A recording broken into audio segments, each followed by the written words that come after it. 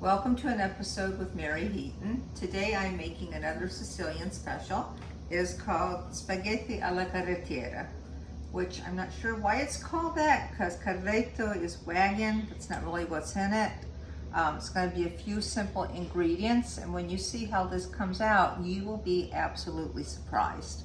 So it's traditional. Primarily you're going to see this in late fall to winter. This is one very large onion that I did, and I chopped it up. So you'll need one onion. This is a very large head of cauliflower. It's already been washed and quartered. These are breadcrumbs, fresh breadcrumbs I made out of like French bread. So they're a little bit more coarse than normal, and just ran them through a blender. This is Barilla spaghetti. Any spaghetti will do. If you don't like spaghetti, you want linguine, you could substitute. You're gonna need olive oil, a few raisins, salt, pepper, some red pepper flakes, a little bit of sugar, and you could also use anchovies in this, or anchovy paste. I had anchovies mixed here, so I'm gonna go without them, but I'll show you where would you put the anchovies on this. This pasta dish, again, please watch. It's a lot easier to make than it looks, and it's absolutely delicious, and it will surprise your guests because you're not going to find this in just any restaurant in the United States. You will find it, however, in a lot of Southern Italian restaurants. So this is my pasta pot. So what I'm doing is, as soon as the water boils, I am going to cook all the cauliflower in here. And then I will take the cauliflower out and simmer it with some olive oil and onions, and I'll show you that step next. Reason I want to use the same water for the pasta and the cauliflower is to give more flavor to the pasta. Here, on very low heat, I have a little bit of olive oil, and I am going to throw in my breadcrumbs, and this is where I am going to toast the breadcrumbs on a low heat, and this will end up as a topping on top of the pasta instead of using cheese. And that's, again, it's a huge surprise. You wouldn't expect it to be, but it is. So we cook this at low heat. We keep turning it till it's nice and toasted. That'll take probably about 4 minutes, and hopefully pretty soon the water will boil so we can start cooking the cauliflower as well. Okay, these are the breadcrumbs. They're kind of at a halfway toasting, as you can see, so I'm pretty sure it's going to take a bit more than 4 minutes. This is where I put in a little bit of sugar. Not too much, but the sugar does help caramelize it, and obviously it gives it that little bit of a sweet flavor as well. So we're going to toast just a little bit more on this. All right, here are my breadcrumbs, nice and toasted. I don't know if any of you have watched Gold Rush or not, but this almost looks like the gold that they would have, the gold flakes that they were, I don't know, churning or filling at that point. Reminds me of that. As you notice, I just put in maybe like a half a cup of raisins, and we're just going to season those in a little bit with the breadcrumbs. And this is pretty much ready. So I will put this aside and have it ready for my pasta topping. Okay?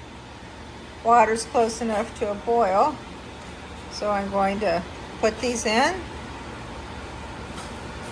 Oh, probably about 7 or 8 minutes till they're basically nice and soft. And then I'll show you how these become the topping for our spaghetti carrettiera. Now that my breadcrumb topping is done, I'm going to do the onions. There's the olive oil. And we're going to simmer these for a while till they turn golden brown. And then we're going to put the broccoli in it and cook up the sauce for that. This is the point that if you had anchovies and you're okay with anchovies, when that onion starts to brown a little bit, it's where you would put it in. Now, ironically, I'm going to tell you that 7 out of 10 people wouldn't even know that you put anchovies in it. But since the person that doesn't like the anchovies is my cameraman, I don't have a choice on this one. My onions are now sauteed just where I want them.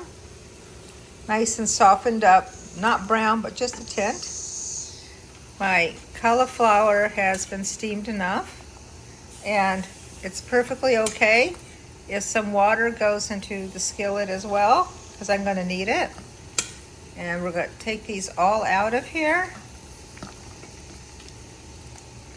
And you might need to add a little bit of water to cook the pasta in, because obviously this did take some out.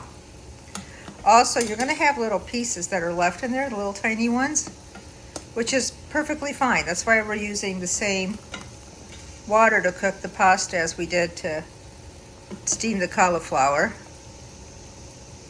And here's your Italian word for today. In Italian, cauliflower is called broccoli, which is weird because here that would be broccoli. And broccoli there are called sparacelli. So you're seeing what I'm doing here. I'm chopping this up. And we're going to heat this up, and this is actually going to become the sauce that'll go on top of the spaghetti. I'm going to stir it. I have been adding salt in the water over there, and I'm definitely going to add pepper in now. Pepper to taste. I do like red pepper flakes. I think they add a little bit of bite to it, which is always good. And this is going to cook up a little bit like this, just simmer, get all those nice flavors. And then the final thing I'm going to do is probably add a cup of water to it so that it's a nice sauce to be able to add on that pasta. So you're going to see that this is easily going to make 4 dishes of pasta, and most of what you're going to eat is actually vegetable.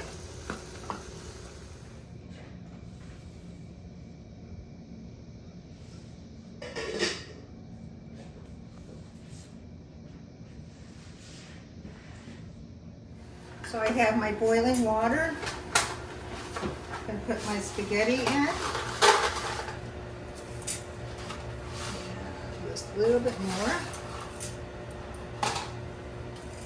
And you all know that as it softens, you just continue stirring it so that it doesn't clump together.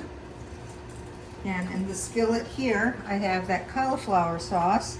So you can see how it turned out. And there's just enough red peppers in it that has a little bit of a kick, but not too much. So I'm going to cook the pasta for about 10 minutes. We're not going to drain it all, and then I'll show you how to plate it and everything, including with the breadcrumbs. A little bit here to just go ahead and toss it up so that we give a lot more flavor throughout all the pasta.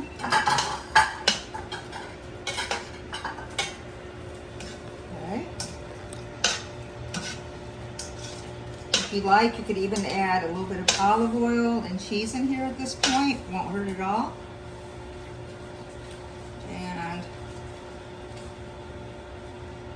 here's one portion. Going to put this on top like that. And got my breadcrumbs over here.